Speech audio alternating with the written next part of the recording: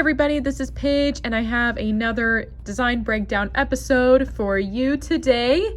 And I'm actually really excited. This is a 2-page spread and this is our Honeycomb Dies, which is a really cool one. And of course, honeycomb makes you think of bees. Maybe it would be great for a farm layout or something like that.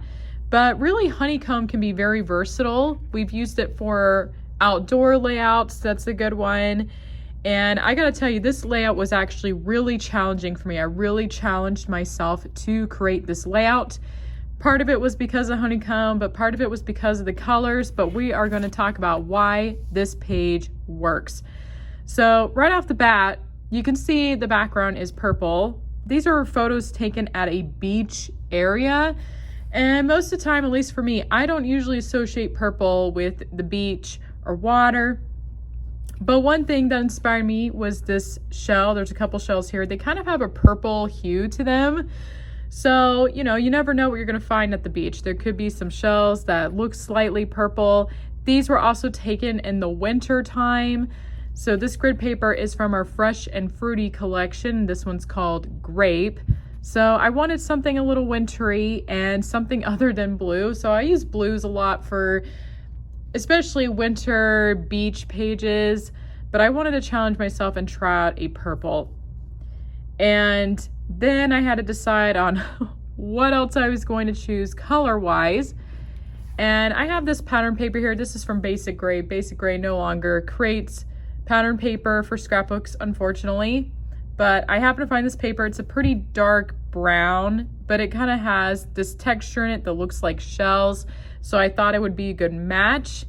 And I also have this gray cardstock. It's actually like a speckled gray cardstock, which made a nice neutral for this layout. I mean, obviously there's a lot of purple going on. So this is not your traditional beach colors. Again, it's meant to be more wintry, but I wanted to tie it in with the beach as well.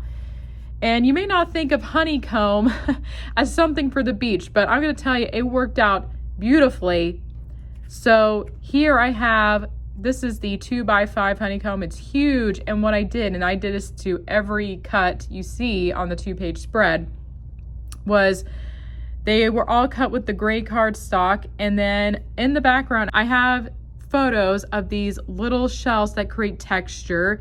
So I don't know if people can tell if you were just to see the sample online, but if you see it in person, it looks amazing. And of course, the honeycomb, this is an optional thing you can do, is add different colors in it. So I have some light purple, this kind of purple with a little more red in it, and I have gold paper. I hope you can see how shiny that is. It is a shiny gold paper and it adds sparkle to this layout. So this was a fun one. Again, it was very challenging for me, but I got it to work.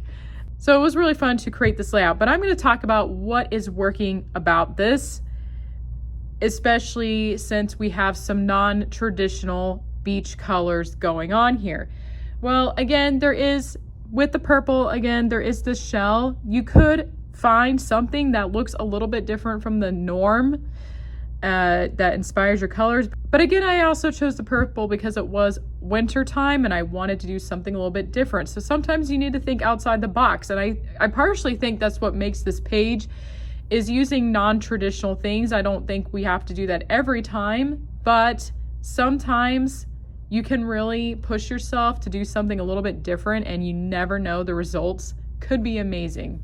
So these two layouts definitely have harmony. So what's nice about using something like honeycomb is they're different sizes and you can use different sizes on both sides. So this side does not repeat everything from over here.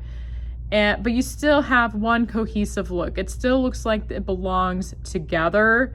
And of course, I did things like repeat the same colors. So all the die cuts have the same gray and they're all filled in with the shell photos. And the little cardstock pieces are flowing through all of them. So again, we're tying the two layouts together. That is really important for 2-page spreads. And of course, other things are repeated, like the same pattern paper is repeated and the gray cardstock as well. And so with 2-page spreads, you want to create harmony, as I mentioned, but you also want variety. So that's also what's nice about these dies is they tie together, but they are different sizes. So that is going to keep your eye interested. If these two were the same exact layouts, your eyes, first of all, get into kind of a competition. I mean, I think that might sound really funny, but there's a reason why for the overwhelming majority of our 2-page spreads, we don't repeat the same pattern. And I don't recommend having the same exact size focal point for both sides of your spread, or at least not have them in the same exact spot. So if I had a 4x4 square over here, I wouldn't repeat the square over here, but I could have them on the two sides like I have here. So over here, I have a symmetrical, it's a very symmetrical pattern. You could also call this a 3-column pattern. You see these 3 columns here. And over here, I have a pinwheel pattern. So if you're ever making a 2-page spread, pinwheel patterns are great for the second half of the layout. What I also like about this page is there's kind of more going on over here. So you have this 1x2 die, the 1x3. You have more smaller things. You have more going on. And I often like to contrast that by making a second layout with less going on. You notice there's only 4 photos here, and they're all cropped very large. So it doesn't feel too busy. And of course, the honeycomb here is way bigger than over here. So that's kind of what I like to do, is have a little bit of contrast. If you have a page that you make and it looks a little busy, I recommend making your second half more simple, maybe cropping the photos a bit larger. Maybe you use larger embellishments as well. And the last thing I think I want to mention is this gold paper. So it can be nice to have a surprise element on your layout, something you don't expect. Maybe you don't normally use it. So again, gold's not, I don't usually think of gold for the beach, the shiny gold paper, but it really does work.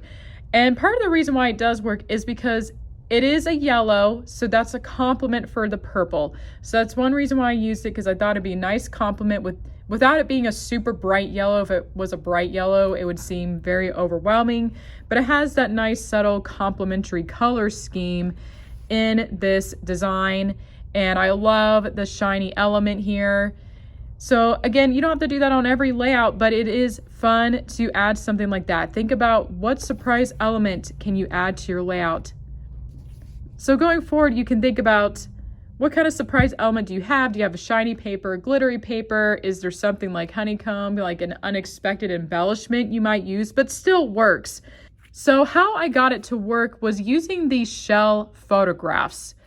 So I think that really helped these die cuts get tied into the beach theme. If you didn't have photographs, you can use some pattern paper, although I don't know how well the pattern paper would show behind it. You would want to make sure it's something you can tell was beachy paper behind the tiny honeycomb pieces.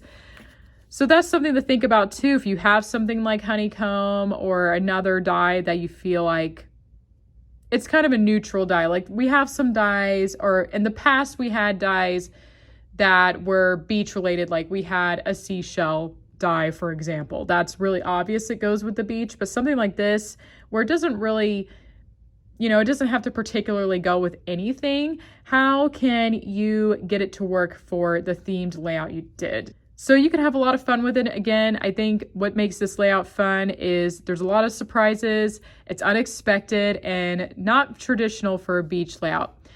Anyway, I think that's all I have for you today. Let me know in the comments if you enjoyed this layout, if there's anything I missed, and what stands out to you. I have really enjoyed reading your comments about your thoughts on these layouts, so I really appreciate that you share. And of course, more design breakdown videos are coming, so can't wait for you to see them. All right, thank you so much, and we'll see you next time.